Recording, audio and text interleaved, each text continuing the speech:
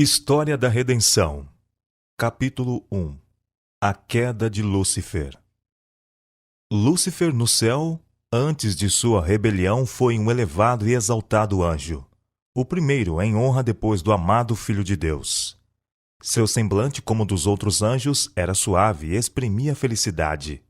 A testa era alta e larga, demonstrando grande inteligência. Sua forma era perfeita. O porte nobre e majestoso. Uma luz especial resplandecia de seu semblante e brilhava ao seu redor, mais viva do que ao redor dos outros anjos. Todavia Cristo, o amado Filho de Deus, tinha preeminência sobre todo o exército angelical. Ele era um compai, antes que os anjos fossem criados. Lúcifer invejou a Cristo e gradualmente pretendeu o comando que pertencia unicamente a Cristo. O grande Criador convocou os exércitos celestiais para, na presença de todos os anjos, conferir honra especial a seu filho. O filho estava assentado no trono com o Pai, e a multidão celestial de santos anjos reunida ao redor. O Pai então fez saber que, por sua própria decisão, Cristo, seu filho, devia ser considerado igual a ele, assim que em qualquer lugar que estivesse presente seu filho, isto valeria pela sua própria presença. A palavra do Filho devia ser obedecida, tão prontamente como a palavra do Pai. Seu Filho foi por ele investido com autoridade para comandar os exércitos celestiais. Especialmente devia seu Filho trabalhar em união com ele na projetada criação da terra e de cada ser vivente que devia existir sobre ela. O Filho levaria a cabo sua vontade e seus propósitos, mas nada faria por si mesmo. A vontade do Pai seria realizada nele. Lúcifer estava invejoso e enciumado de Jesus Cristo. Todavia, quando todos os anjos se curvaram ante Jesus, reconhecendo sua supremacia e alta autoridade e direito de governar, ele curvou-se com eles. Mas seu coração estava cheio de inveja e rancor. Cristo tinha sido introduzido no especial conselho de Deus, na consideração de seus planos, enquanto Lúcifer não participara deles. Ele não compreendia, nem lhe fora permitido conhecer os propósitos de Deus.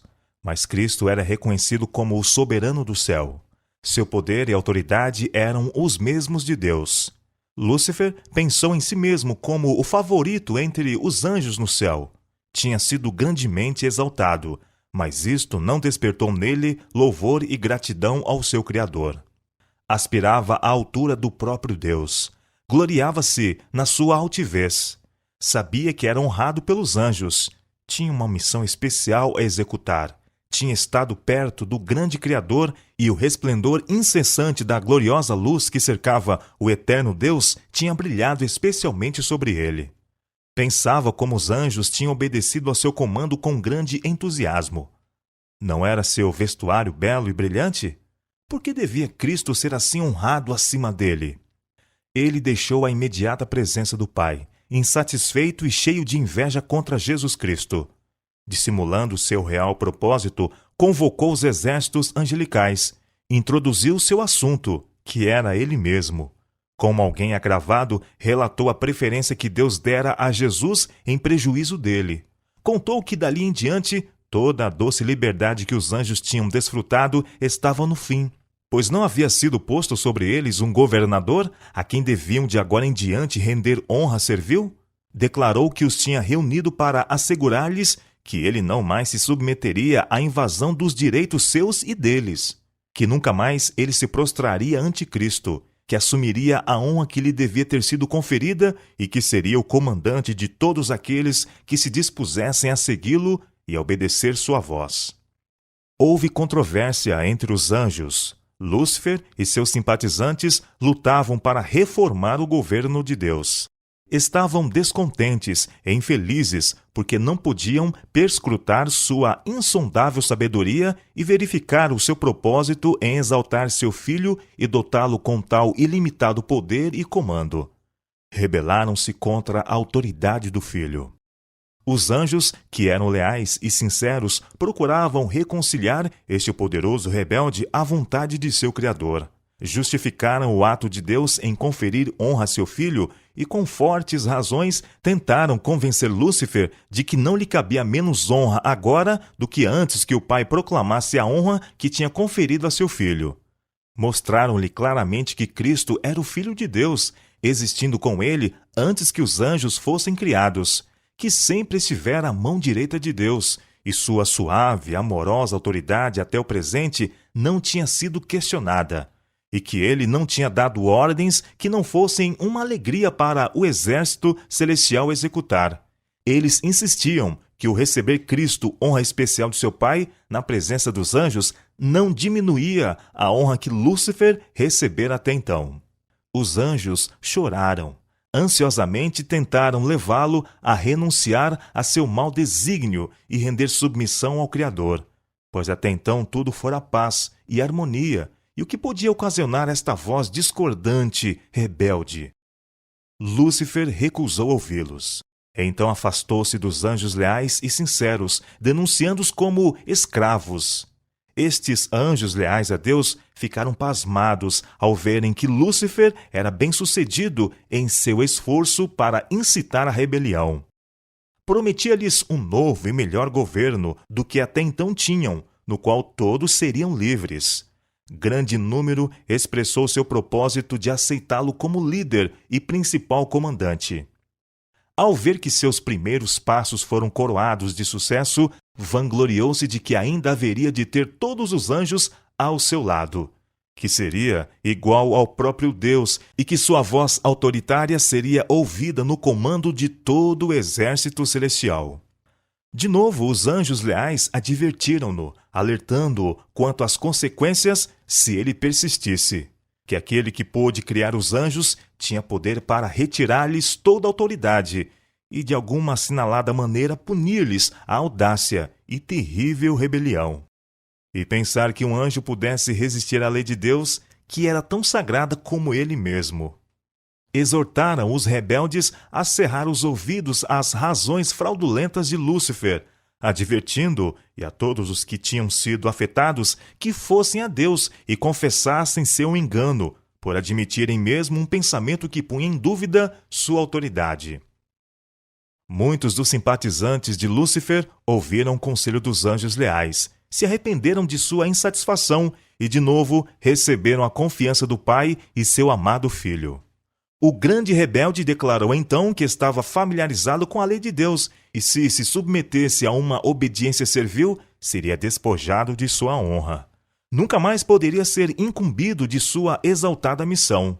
Disse que ele mesmo e os que com ele se uniram tinham ido muito longe para voltarem, que enfrentaria as consequências, que nunca mais se prostraria para adorar servilmente o Filho de Deus, que Deus não perdoaria, e que agora precisava garantir sua liberdade e conquistar pela força a posição e autoridade que não lhes fora concedida voluntariamente. Os anjos leais apressaram-se a relatar ao Filho de Deus o que acontecera entre os anjos. Acharam o Pai em conferência com seu Filho amado, para determinar os meios pelos quais, para o bem-estar dos anjos leais, a autoridade assumida por Satanás podia ser para sempre retirada. O grande Deus podia de uma vez lançar do céu este arqui-enganador, mas este não era o seu propósito. Queria dar aos rebeldes uma oportunidade igual para medirem sua força e poder com seu próprio filho e seus anjos leais. Nesta batalha, cada anjo escolheria seu próprio lado e seria manifesto a todos. Não teria sido seguro tolerar que qualquer que se havia unido a Satanás na rebelião continuasse a ocupar o céu.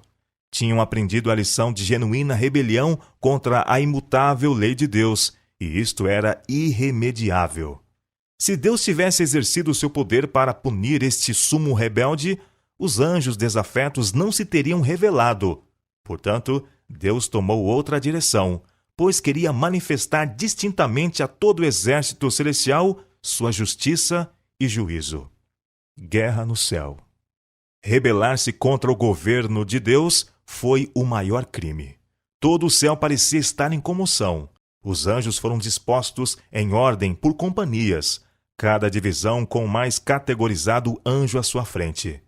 Satanás estava guerreando contra a lei de Deus, por causa da ambição de exaltar-se a si mesmo e por não desejar submeter-se à autoridade do Filho de Deus, o grande comandante celestial. Todo o exército celestial foi convocado para comparecer perante o Pai, a fim de que cada caso ficasse decidido. Satanás ousadamente fez saber sua insatisfação por ter sido Cristo preferido a ele. Permaneceu orgulhoso, e instando que devia ser igual a Deus, e introduzido a conferenciar com o Pai e entender seus propósitos. Deus informou a Satanás que apenas a seu filho ele revelaria seus propósitos secretos, e que requeria de toda a família celestial, e mesmo de Satanás, que lhe rendessem implícita e inquestionável obediência. Mas que ele, Satanás, tinha provado ser indigno de ter um lugar no céu. Então Satanás exultantemente apontou aos seus simpatizantes, quase a metade de todos os anjos, e exclamou: Estes estão comigo. Expulsarás também a estes e deixarás tal vazio no céu? Declarou então que estava preparado para resistir à autoridade de Cristo e defender seu lugar no céu pelo poder da força. Força contra força. Os anjos bons choraram ao ouvir as palavras de Satanás e sua exultante arrogância. Deus declarou que os rebeldes não mais podiam permanecer no céu. Seu estado elevado e feliz tinha sido conservado sob a condição de obediência à lei que Deus dera para governar as elevadas ordens de seres. Mas nenhuma provisão tinha sido feita para salvar os que se aventurassem a transgredir sua lei. Satanás tornou-se mais ousado em sua rebelião e expressou seu desprezo à lei do Criador. Esta Satanás não podia suportar. Declarou que os anjos não precisavam de lei, mas deviam ser livres para seguir a própria vontade, a qual os guiaria sempre retamente. Que a lei era uma restrição à sua liberdade e que a abolição da lei era um dos grandes objetivos da posição que assumira. A condição dos anjos, pensava ele, necessitava de aperfeiçoamento. Assim não pensava Deus, que tinha feito leis, colocando-as em igualdade consigo mesmo. A felicidade de todos os anjos dependia de sua perfeita obediência à lei. Cada um tinha seu trabalho especial designado, e antes da rebelião de Satanás existira no céu perfeita ordem e ação harmoniosa. Então houve guerra no céu. O Filho de Deus, o príncipe do céu e seus anjos leais empenharam-se num conflito com o grande rebelde e com aqueles que se uniram a ele. O Filho de Deus e os anjos verdadeiros e leais prevaleceram, e Satanás e seus simpatizantes foram expulsos do céu.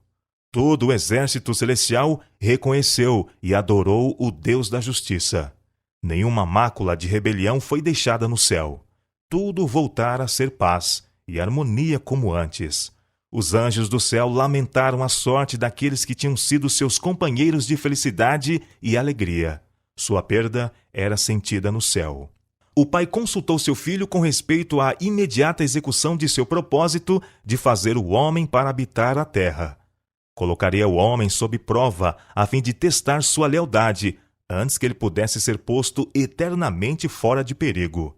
Se ele suportasse o teste, com o qual Deus considerava conveniente prová-lo, seria finalmente igual aos anjos.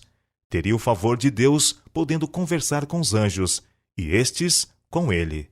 Deus não achou conveniente colocar os homens fora do poder da desobediência.